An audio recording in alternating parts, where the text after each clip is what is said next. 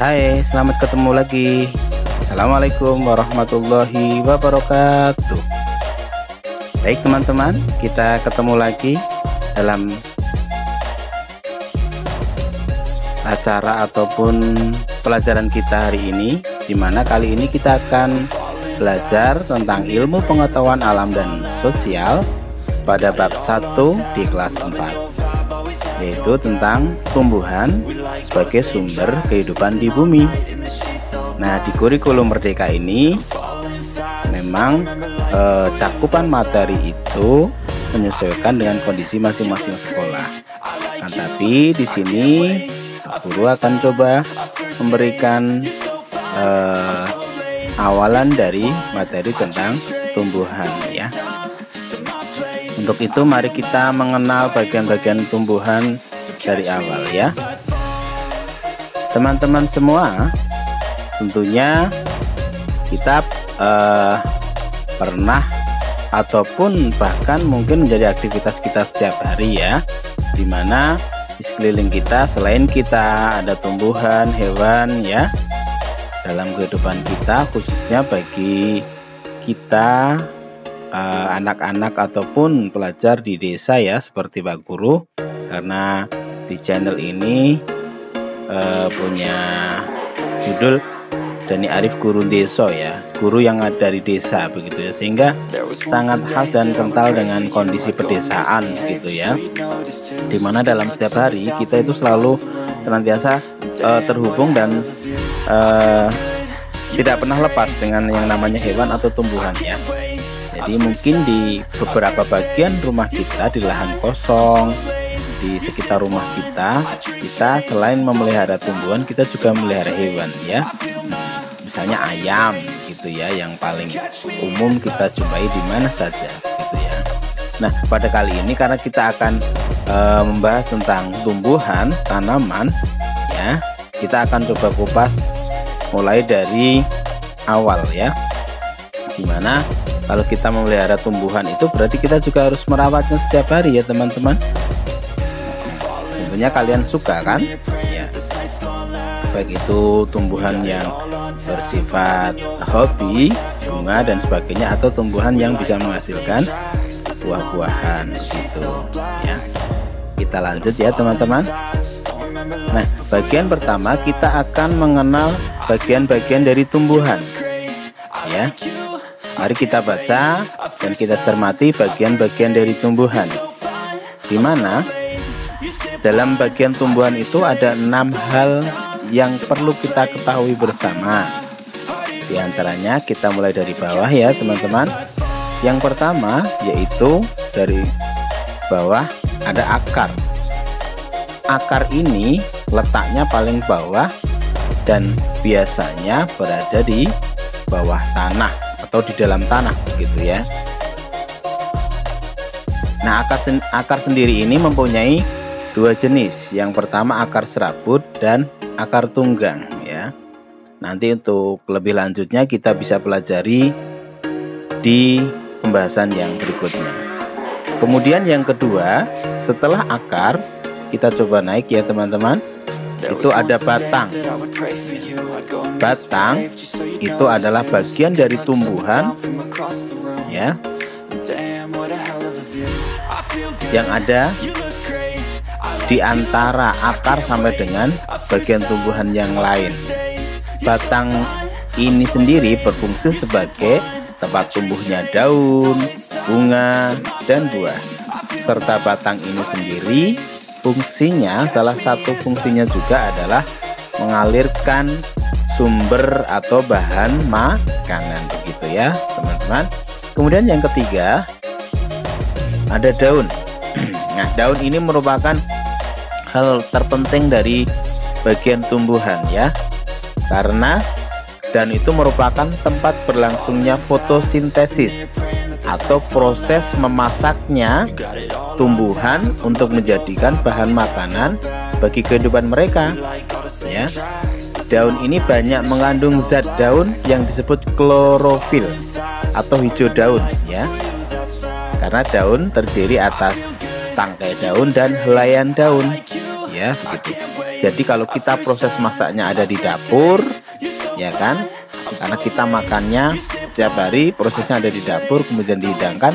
Nah, kalau daun ini proses memasaknya ada di daun, begitu.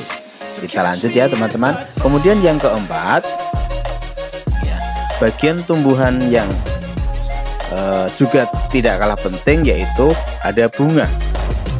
Bunga ini fungsinya juga sangat vital karena dia merupakan bagian tumbuhan yang berfungsi sebagai alat perkembangbiakan tempat tumbuhan berbiji atau tumbuhnya biji-biji ya. Rata-rata tumbuhan begitu bijinya ada di bagian bunga. Bunga ini juga disebut sebagai bunga sempurna apabila memiliki benang sari dan putik ya, secara bersama-sama dalam satu organ. Karena benang sari dan putik itu ketika bertemu dan terjadi penyerbukan, maka akan menjadi satu tumbuhan baru, begitu ya. Nah, 4 bagian utama dalam bunga ya, dari luar ke dalam. Kita coba kupas dari luar ke dalam. Yang pertama itu adalah kelopak bunga, bagian luarnya ya. Kemudian agak ke dalam ada mahkota ya. Mahkota itu berarti seperti bajunya, begitu ya. Nanti kita akan kupas lebih dalam di bagian bab yang lain. Kemudian ada benang sari dan putik. Nah, ini yang akan mengalami proses penyerbukan perkawinan sehingga menjadikan perkembangbiakan yang baru tadi. Kita lanjut. Untuk yang kelima, bagian tumbuhan itu ada buah. Buah ini adalah hasil tadi ya, atau tempat penyimpanan bahan makanan yang dikelola, dimasak setiap hari sehingga menghasilkan bahan makanan yang berlebih, jadilah buah, begitu. Buah sendiri itu terdiri atas beberapa bagian. Yang pertama adalah tangkai buah ya. Jadi ada tangkainya ya. Kemudian yang kedua ada kulit buahnya yang melindungi inti dari buah itu sendiri. Kemudian yang ketiga adalah daging buahnya. Misalkan buah mangga ya teman-teman, itu pasti ada tangkainya yang akan menyangga, mempertahankan buah tersebut untuk bertahan sampai dengan matang, membesar ya, dan dilindungi oleh kulit buah serta ada daging buahnya, begitu. Kemudian yang terakhir yang terdapat di dalam buah itu sendiri yaitu ada biji. Nah, biji ini yang tadi kita maksudkan adalah menjadikan sumber perkembangbiakan bagi satu tumbuhan untuk melangsungkan kehidupannya, untuk meneruskan regenerasinya menjadi tumbuhan baru, begitu ya.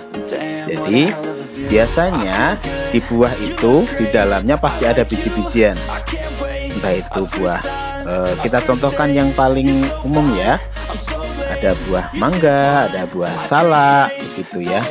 Kalau buah pisang Pak, oh buah pisang beda lagi ya, nanti ada pembahasan yang berbeda, gitu ya teman-teman. Nah, di biji ini tadi kita lanjut. Biji merupakan hasil dari pembuahan yang terjadi sebagai akibat penyerbukan. Jadi tadi kan ada benang sari dan putik bertemu ya, terjadi penyerbukan. Kemudian menjadi biji ya, serbuk sari dan seterusnya pada putik ya, yang akan meneruskan kehidupan berikutnya bagi tumbuhan tersebut ya. Jika ditanam, biji ini akan tumbuh menjadi tanaman baru ya, karena dia fungsinya tadi untuk melanjutkan kehidupan yang baru, regenerasi. Kalau di hewan itu berarti anaknya kan begitu ya. Akan beranak pinak untuk berkembang menjadi kehidupan yang baru begitu ya. Kita kembang biakan. Nah, kalau di tumbuhan itu dengan menggunakan biji.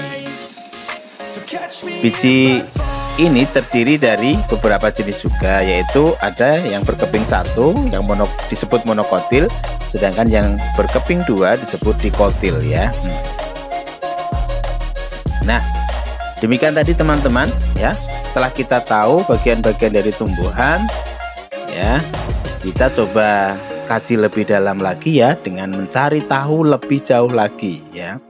Carilah keterangan beberapa sumber yang teman-teman bisa cari, bisa dari buku, bisa dari artikel, membaca, baik itu di internet, di HP begitu ya. Kita bisa cari ya. Sekarang pun banyak ya sumbernya.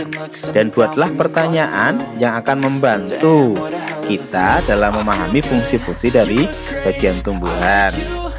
Ya, misalkan nama bagian tumbuhan itu, kemudian kita tuliskan pertanyaan diajukan dan kita jawab ya, supaya kita tahu gitu ya. Itu salah satu cara mencari tahu kita. Kemudian kalau sudah, coba kita diskusikan ya beberapa bagian tersebut, bisa dengan teman kita, bisa dengan bapak ibu guru gitu ya. Mulai dari akar sampai dengan biji tadi ya, 6 hal tersebut. Nah, hasil diskusi ini nanti bisa kita tuliskan di buku kita untuk menjadi tambahan pengalaman dan pengetahuan yang baru bagi kita. Insyaallah begitu teman-teman untuk pembelajaran kita kali ini, semoga bermanfaat.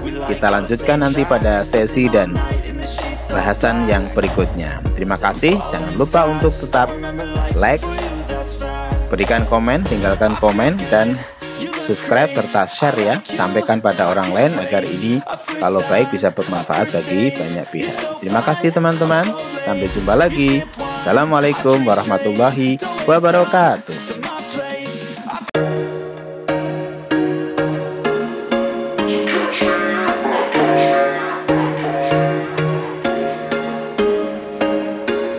There was once a day that I would pray for you. I'd go and misbehave just so you'd notice too. Sneaking looks up and down from across the